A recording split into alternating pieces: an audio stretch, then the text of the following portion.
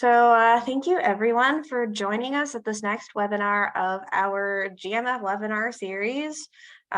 If you've been here before, you know how this goes. Every month we feature thematic presentations focused on GMF programs. My name is Sharon Levitsky, Project Coordinator with the Green Municipal Fund's Capacity Development Team. And I am here with my colleague, Kiana Simmons, Capacity Development Project Coordinator, and I'm thanking her in advance for producing today's session. I would like to start today's webinar with a land acknowledgement. On behalf of FCM, I'd like to begin this session by acknowledging that I am joining you from lands that have been inhabited by Indigenous peoples for thousands of years.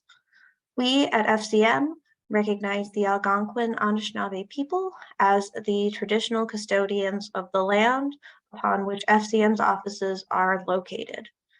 I personally am currently located in Montreal, Quebec, recognizing it as the traditional territory of the Haudenosaunee and the Kanien'kehá:ka peoples. We also recognize the contributions of Métis, Inuit, and all First Nations, both in shaping and strengthening this community and country as a whole. Wherever you are, please join me in paying our respects to the original stewards of this land and committing ourselves to thoughts and actions that will lead to meaningful reconciliation wherever we live now. So the webinar today is about supports offered to municipalities across Canada through GMF's Community Buildings Retrofit initiative. Next slide, please. So before we dive in, a few housekeeping items to get through. We have a couple of presentations to share with you today. We're going to run through each presentation one after the other and use our remaining time for discussion and Q&A at the end. You are welcome to ask questions through the Q&A box or the chat box during the presentations in the language of your choice.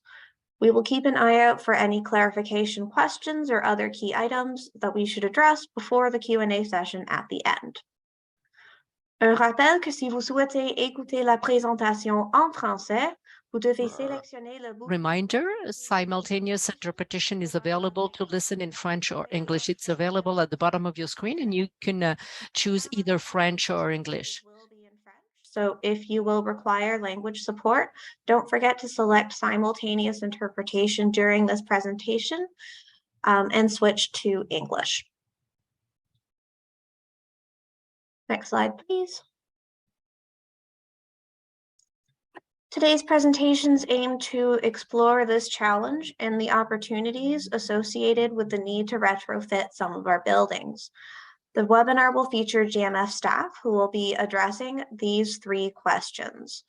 How can we reduce the operating costs of existing community buildings while reducing their GHG emissions? What are the various measures that can be put in place to optimize the performance of these buildings? And finally, how the Green Municipal Fund can help you do this through a variety of supports. Next slide, please. The Federation of Canadian Municipalities, or FCM, is the national voice of local governments in Canada. FCM's mandate includes delivering programs that build municipalities' capacity to do what they do best: deliver innovative, cost-effective local solutions to environmental challenges and to enhance quality of life for their citizens. The Green Municipal Fund is our largest program and is funded by the Government of Canada. It has a double mandate to support municipal initiatives in sustainable development through funding and share knowledge and lessons learned through online resources and tools, trainings, and peer learning and networking activities.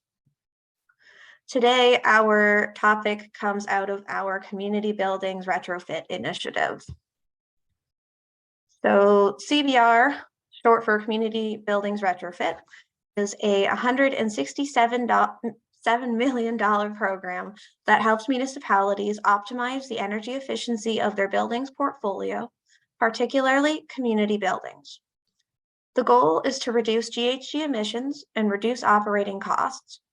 This program is geared towards municipalities as well as their partner organizations, such as nonprofits, regional organizations, indigenous organizations, etc. All municipalities are eligible for this program, with the exceptions of towns that are part of the Low Carbon Cities Canada initiative. If your municipality is part of this program, I would encourage you to connect with us about options within the LC3 framework. So what is a community building? When we say community building at the Green Municipal Fund, we mean an enclosed public space that is primarily used to provide programs or services to the local community. This could be sports, recreational, cultural, and community facilities to which the public normally has access. Examples include arenas, community centers, and libraries, but as you can see on the screen, arts and cultural facilities are also included in our definition of a community building. Of all the buildings in a municipality's portfolio, why focus on community buildings?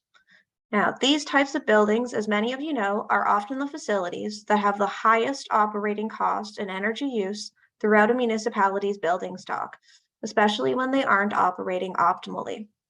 So, depending on the types of fuel used to heat your buildings or your local sources of electricity, these buildings can be a significant source and driver of GHG emissions for municipalities across the country. That doesn't mean, by the way, that other types of municipal buildings can't benefit from the approaches we're describing today, whether it's a fire hall or a town hall or a wastewater treatment plant. But it's worth underlining that from our work with municipalities, community buildings have come to light as a group of buildings that are worth focusing on for retrofits. When we're talking about a focus on community buildings, another important factor is that it's estimated that 70% of municipal facilities were constructed more than 20 years ago, and nearly a quarter are more than 50 years old. Many of these buildings are in need of repair and upgrades to continue serving the public at a high standard. Here's a graph of from the Canadian Infrastructure Report Card. 1 in 3 community or cultural facilities in Canada are deemed very poor or in fair condition, meaning that they're either in need of repair, requiring upgrades in the next 5 to 10 years, or are aging and will require action in the medium to long term. Repairs are costly. You may have limited resources to do them. Determining when to make these repairs requires careful evaluation and prioritization. If your buildings will need retrofits, it's a good chance to pick a 2-in-1 option and build energy efficiency into your plan for upgrading and maintaining your facilities.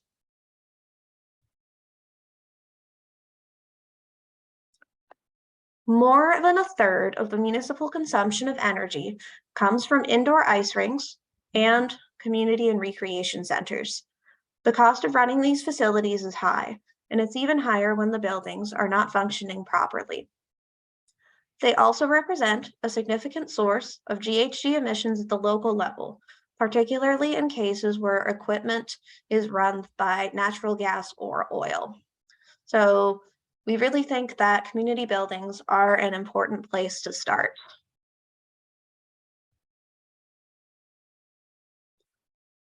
Through the Green Municipal Fund, we have been working with the municipality of Dieppe in New Brunswick.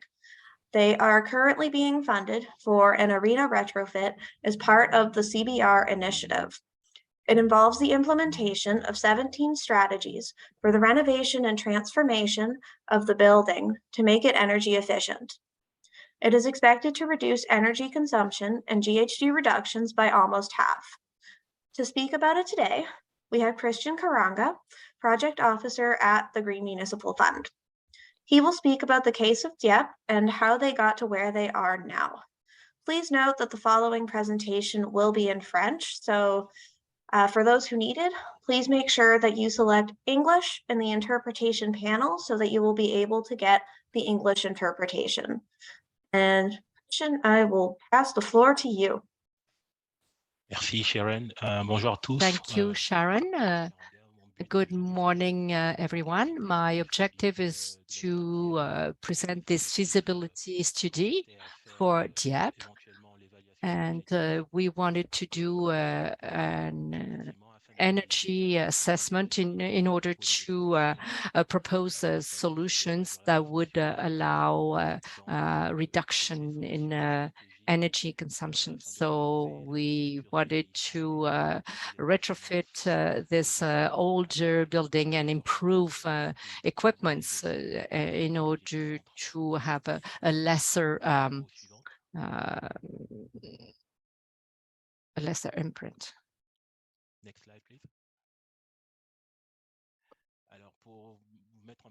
Just to let you know to where Dieppe is situated, you can see it on the map. It's in New Brunswick.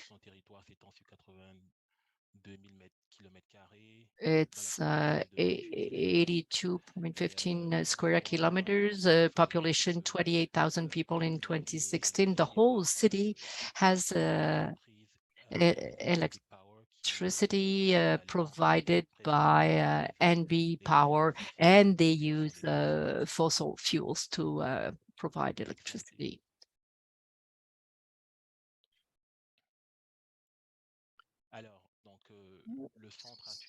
The Arthur J. Leblanc Center, as I mentioned it, this was built in 1972 and then renovated in 2022, and they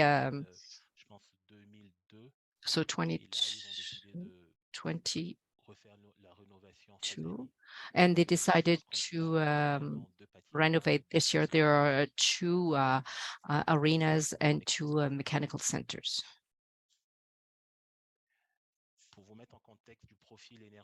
To give you the energy profile for this center, it represents it really gives a lot of pollution, 850 tons of CO2 per year, and it is very expensive for the municipality. It requires a lot of energy, and the municipality allocates around $250,000 a year in order to provide electricity for the center. This is an arena, so it needs a lot of water. It's 13,000 square meters of water. If you take an example in other arenas, rinks with the same usually they consume 2,500 square meters, the rinks of the same site. So it's there's too much water consumption for this one.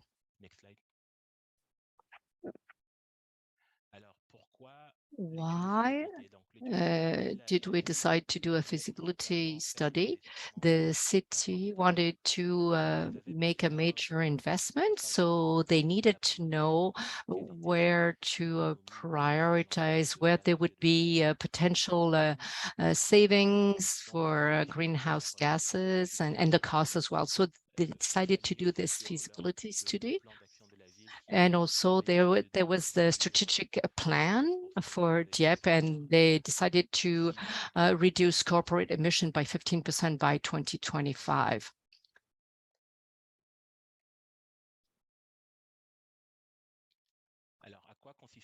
So what was involved in the feasibility study?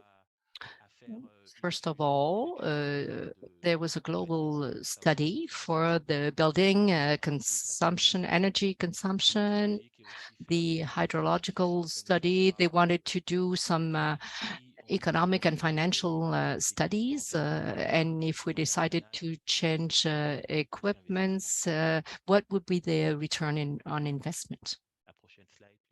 Next slide.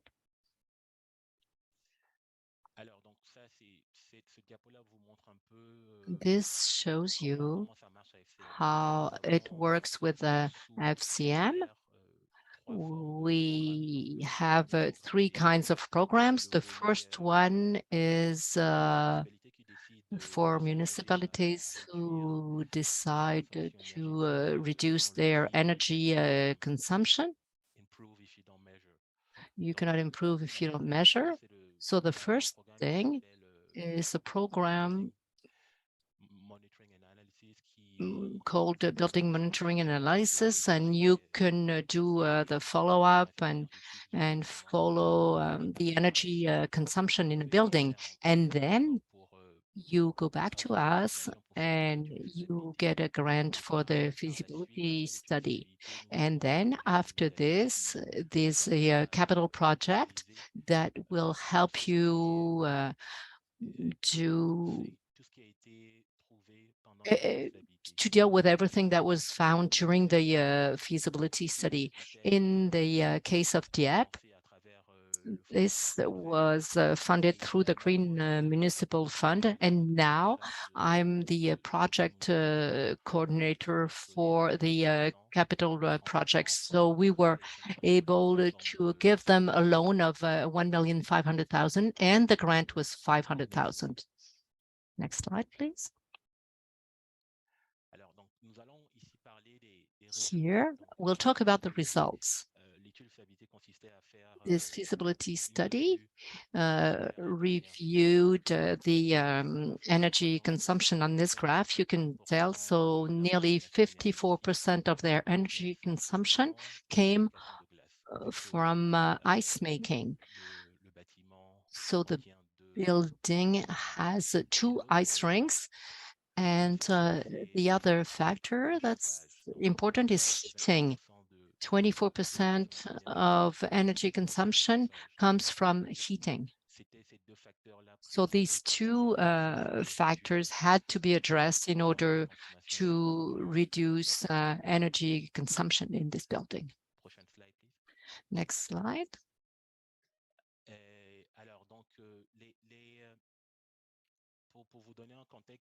To give you a context, during the feasibility study, they saw that the heat generated by the building was rejected outside.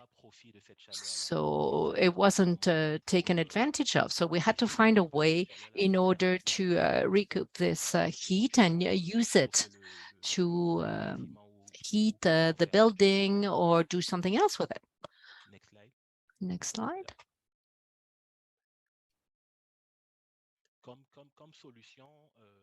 One of the solutions underlined by the consultant was that they should have a plate condensing heat exchanger in order to take advantage of that heat that was going outside, and it was basically wasted.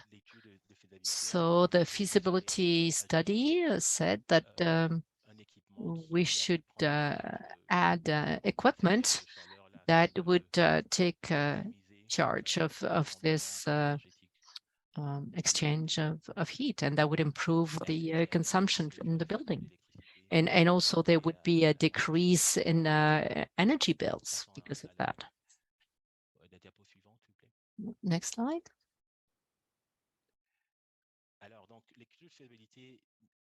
The feasibility study included different strategies. There were 17 of them. I did not put all 17 of them, but I give you the main ones. So they decided to change the heat exchange, and the cost was $500,000. And the decrease in energy consumption was around 20%. They decided to change all the lighting in the building. So you can see by changing the lighting, there's a decrease of 5% in energy consumption. They decided to add solar panels on the building. So you have a 6% reduction in greenhouse gases. Also, the refrigeration system would reduce cost, and the reduction is 7.1% for green gas houses reduction.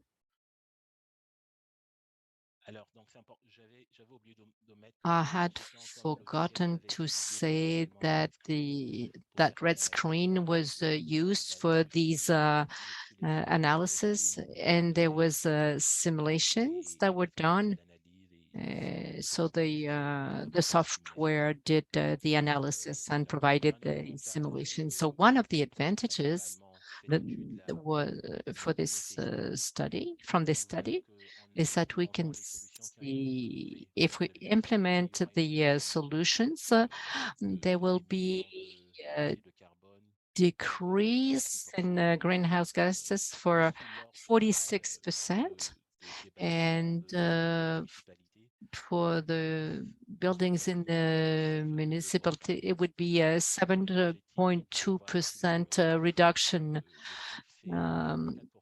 in greenhouse gases. For the energy, it's even more than what is being asked by the Green Municipal Fund. We ask for 30% reduction, but with these strategies, they went up to 44%.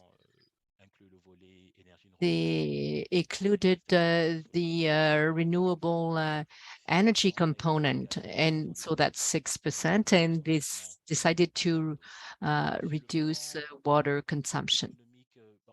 For economic and social advantages, the return on investment is around 15 years, but municipality decided to create a special fund. So the savings that will come with these strategies will be used to create an investment fund in order to fund the city's projects, just like the Green Municipal Fund. The objective is to encourage other municipalities to go ahead and try and reduce their energy consumption.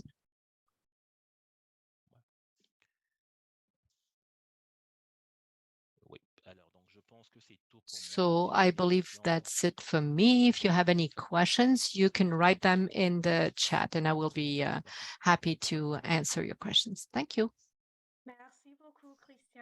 Thank you very much, Christian, for this presentation. It was very clear.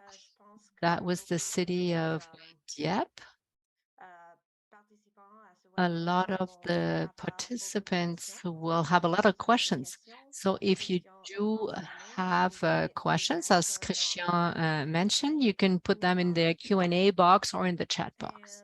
And now I would like to introduce Jonathan DeLuca from the Capacity Development Team at GMF to introduce you to some of the supports that we offer through the CBR program for small and medium-sized municipalities. So please take it away, Jonathan. Thank you, Sharon, and thank you, Christian, for the great recap on Dieppe. So like Sharon mentioned, my name is Jonathan DeLuca. I'm a project officer for capacity development at the Green Municipal Fund.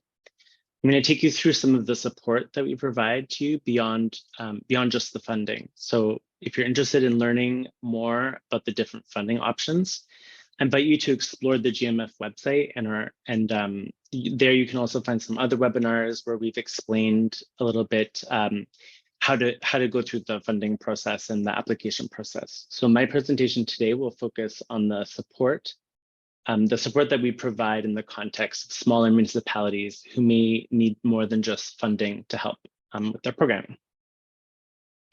So through our work with municipalities across Canada, we recognize that smaller municipalities have a lot of unique challenges.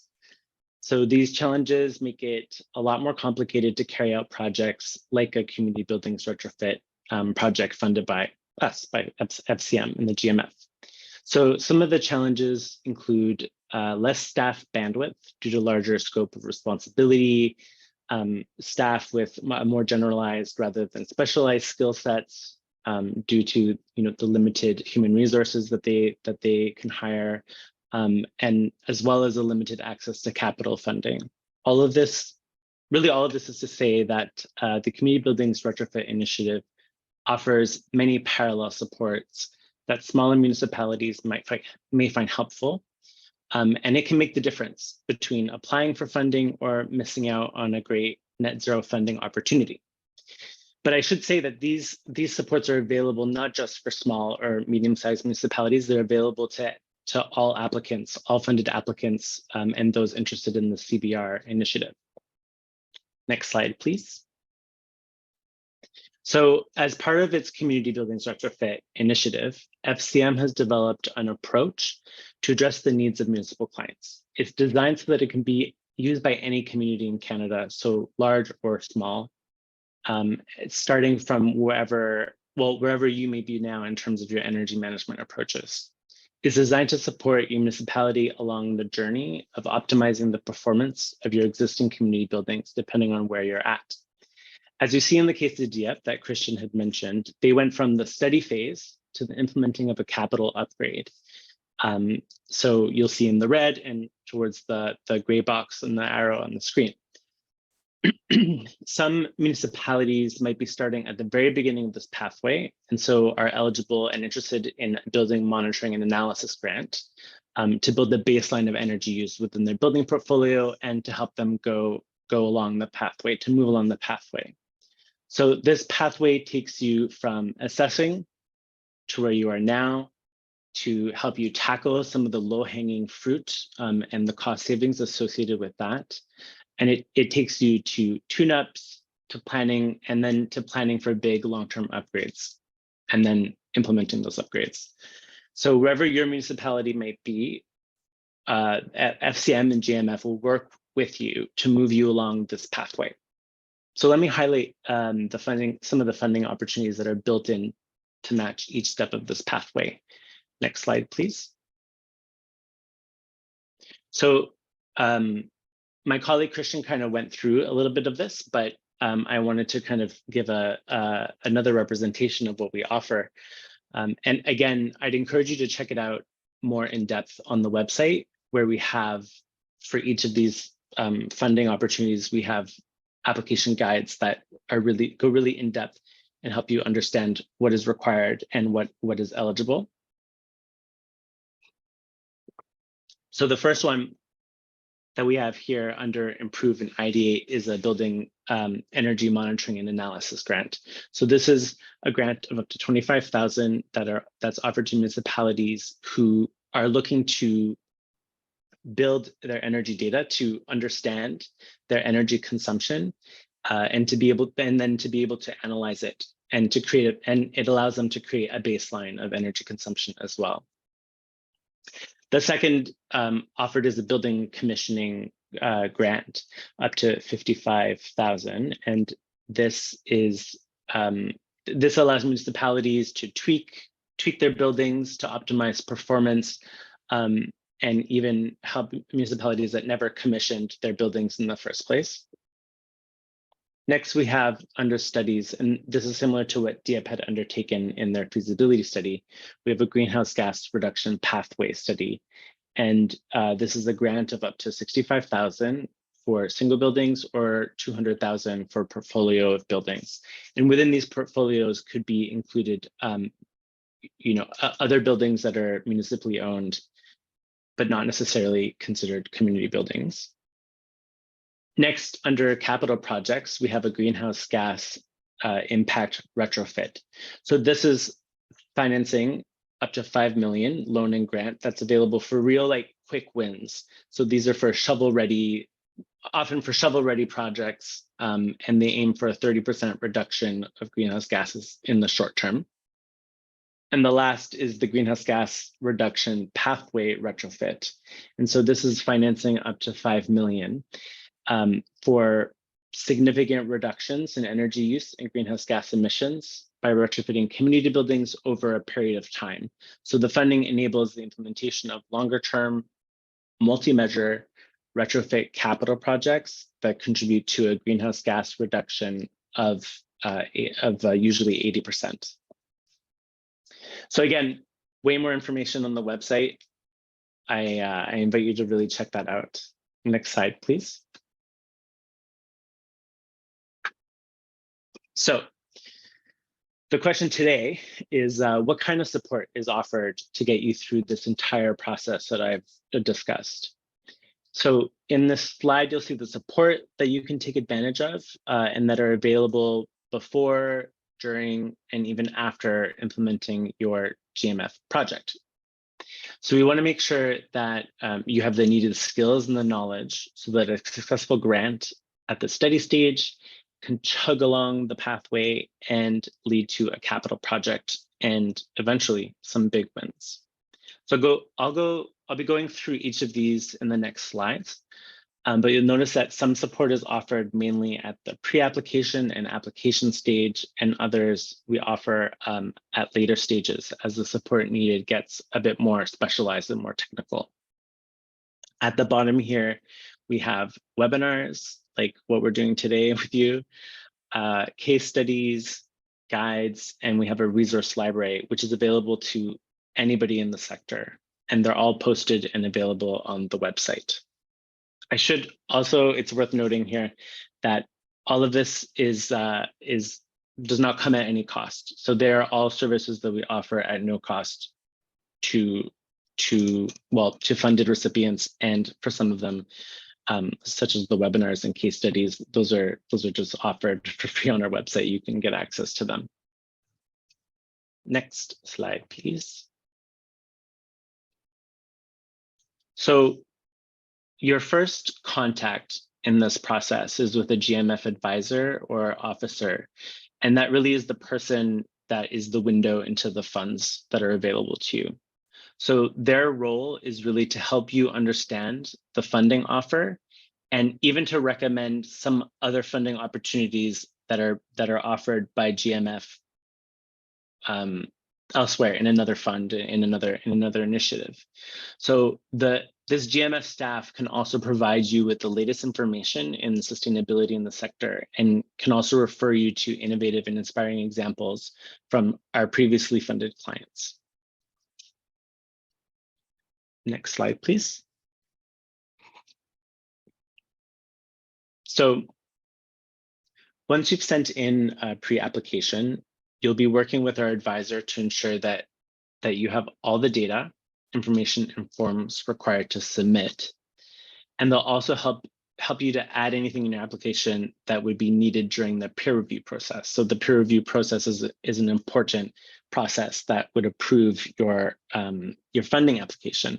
And so their role is really to make sure that you have the strongest case and that you can get the funding that you need so that you can proceed, so that you can have a successful application and proceed to contracting and disbursement and move along the process. Next slide, please. So the next support I want to talk about is the advisory service. So it's a new service. We actually just piloted it in 2022. And the aim is to provide specialized training to municipal staff to develop internal capacities for delivering on funded projects and to help them deliver any other greenhouse gas or net zero project that they have. At the moment, it's only available as part of the Community Buildings Retrofit, and every funded recipient is eligible to receive this. It starts with an assessment of their needs. So our target is to provide this service to smaller and to medium-sized municipalities, so which is the focus of today. But we're also able to work with larger municipalities. It really depends on their needs and also on our own resources. But anyone is invited to register their interest into receiving these services. Next slide, please. So with the advisory service, it means that throughout the process of implementation, the municipality can receive one-on-one coaching with a specialist, for example, in energy management to help understand data from energy monitoring systems. It can also mean that a few months after concluding a study, we can make sure that you have your questions answered on proposed energy conservation measures or what have you. As the advisory service grows, courses will be developed that address some of the most common gaps that are identified in our fund recipients. For now, we have a roster of external experts who can work closely with you. We will also be able to provide you with tailored toolkits that can help you think through the various aspects of implementing your retrofits. And just to be clear, it aims not just to develop the capacity and like technical energy skills, but we take a holistic look at all the different necessary skills that are needed for a successful retrofit project. Next slide, please. So by working in this way, here you'll see that we've represented it in this graphic. By working in this way, we can help you adopt procurement best practices, improve your building performance, develop staff energy skills, help you manage energy data, help you build community leadership, help solve technical challenges, and importantly, how to tell your story, your success stories. All of these aspects in the slide are important to making sure that your municipality can not only implement the funded project successfully, but also to increase the likelihood that you move through the pathway that you saw on a previous slide, to a capital project application and implementation. And who knows, there could be even more GMF funding for other initiatives. Next slide, please. Thank you. I also wanted to talk about our peer learning opportunities. So these are virtual sessions that bring together CBR applicants, fund recipients, and other interested municipalities to share their successes and challenges of implementing energy projects in their community and recreational buildings. So the objective here is really to share horizontally across different recipients.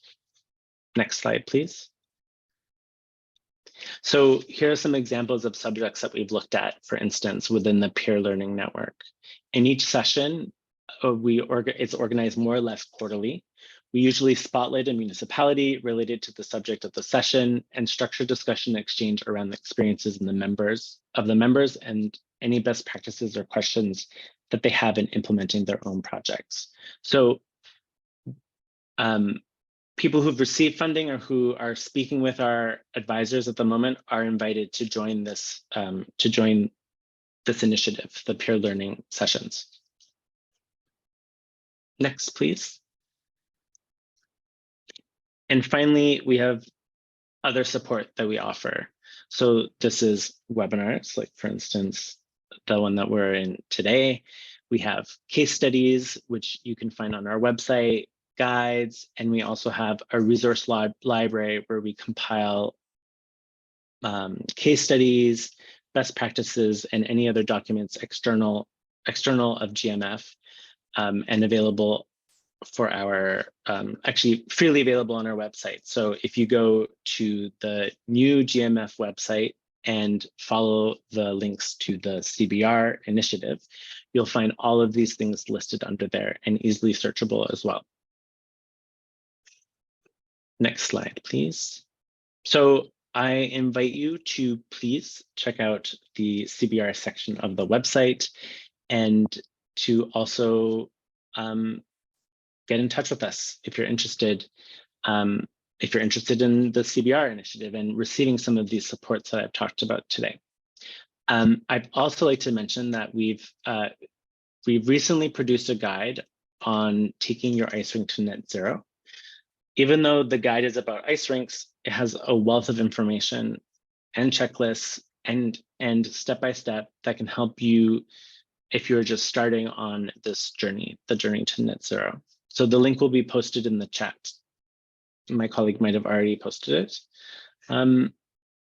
Yeah, so my last bit of information for you is to tell you that if you're thinking of reducing energy use and greenhouse gas emissions in your community and recreational buildings, contact us. We can help you from start, finish, and beyond. So with that, I will give it back to my colleague, Sharon. Thank you.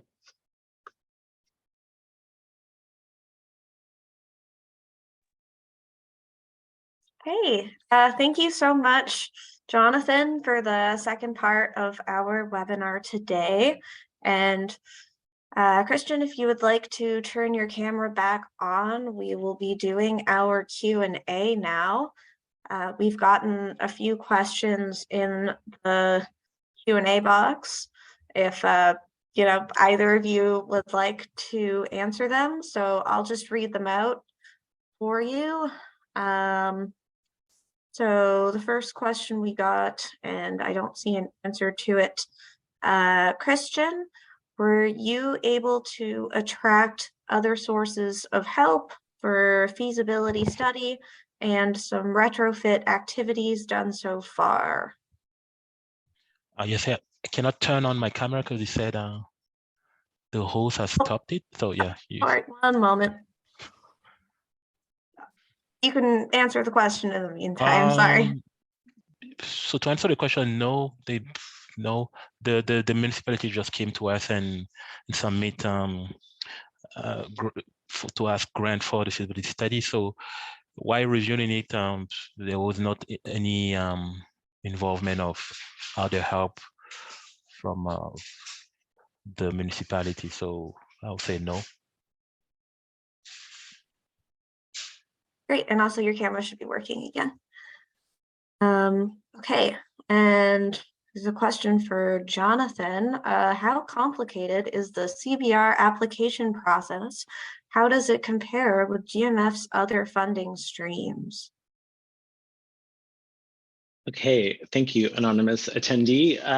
That's an interesting question. So I'm not familiar with some of the other funding streams in their process, but it's my understanding that, you know, it's not as, I mean, the funding is a little bit, is not as large as the other funding programs. We're trying to, you know, it's a newer initiative, so we've tried to streamline the process without really knowing 100%. I would say, you know, get in touch with an advisor and they can kind of take you through that process.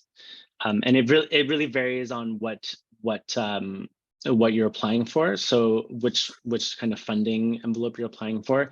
The building monitoring and analysis grants, for instance, go right to application, but the other ones, they'll require you to do a pre-application, which is just the preliminary information for the outreach team to begin to process your application, and then they will contact you with the full application afterwards.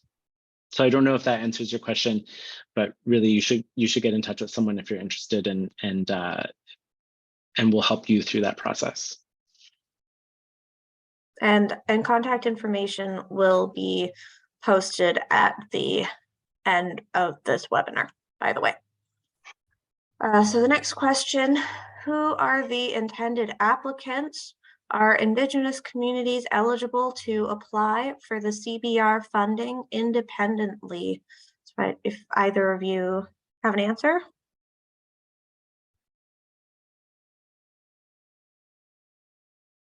Christian, are you aware of in terms of the question on Indigenous communities? No, not really. No. Well, at the moment, it's all many municipalities, but Indigenous community, no, I haven't reviewed any. So my understanding is that it's municipal organizations and nonprofits that are eligible to apply. Yeah, that's right. So communities with a high representation of Indigenous folk, or who are like, they're eligible to apply. So I don't know if that answers your question. And if you feel that the question wasn't answered, you are more than welcome to follow up with us after the webinar. Like I said, contact information will be posted. So the next question, I gather that GMF employee service is free of cost, but will it cost to get service from external experts if or when it's needed? So both are at a free of cost, actually. So we are the ones who are contracting with external experts to put you in touch with with those experts that you need. So there is a limit, of course. We don't, we have a limited budget per municipality, and depending on what the project is that's being funded, but we bear those costs.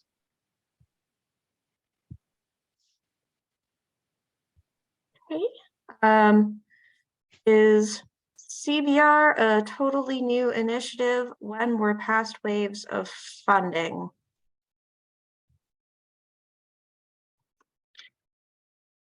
So the CBR initiative has been, I believe it's been 1 year now about that it's been implemented, and it's an open call. So there haven't been any waves necessarily of fundings.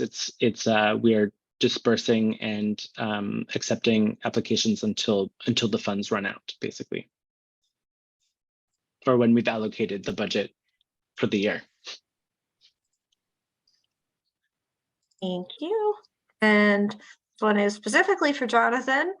Are there limitations by tier for which will cover administrative and staffing costs?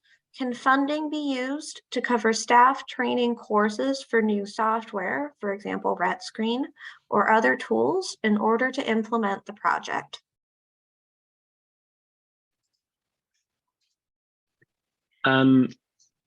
So I'm not on the funding team, so I'm on the capacity development team. So I will answer that in terms of capacity development perspective. So if you have, for instance, the RetScreen software and you need, staff training on using it or interpreting some of the data, then we could be in touch and we can try and get you some of that training.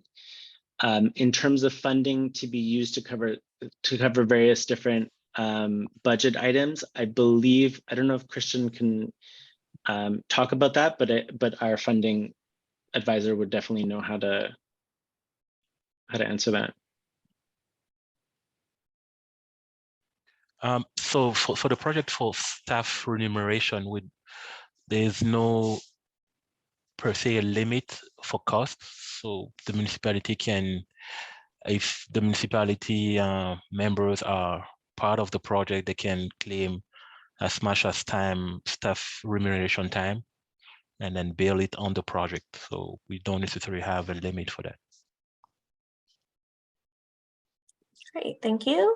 And final question we have here, what is the CBR definition of small municipalities? They mean particularly in terms of population, or as an example.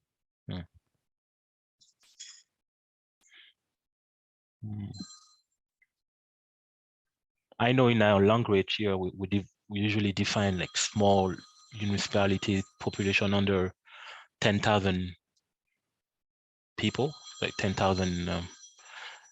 So I guess so any municipality that are under 10,000 will be defined as a small municipality. Great.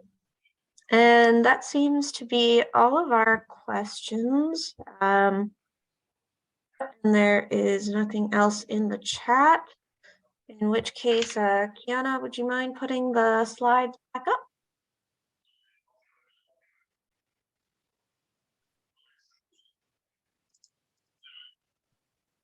Okay, thank you so much. And so, thank you everyone for attending this webinar today. Thank you to Christian and to Jonathan for showing us how GMF's CBR initiative can support your municipality. We encourage you to get in touch with us or with our outreach advisor, Brett Phillips, if you have any questions, and all of Brett's contact information is on the slide right now, and I will paste it into the chat momentarily. And before you go, please fill out a quick poll so that we know where we can improve with our future webinars. And if you could put up the next slide, please. As our Sustainable Communities Conference is coming up, here is another plug for the conference. Please register. We're going to have tons of content about ways that your municipality can be more sustainable and how you can connect with others, and there'll be plenty of socials and networking opportunities. The early bird registration ends tomorrow, so if you want cheaper prices, tomorrow is the last day. After that, our rates are going up to our regular rates. So please sign up for the SCC as soon as possible. We would love to see you there.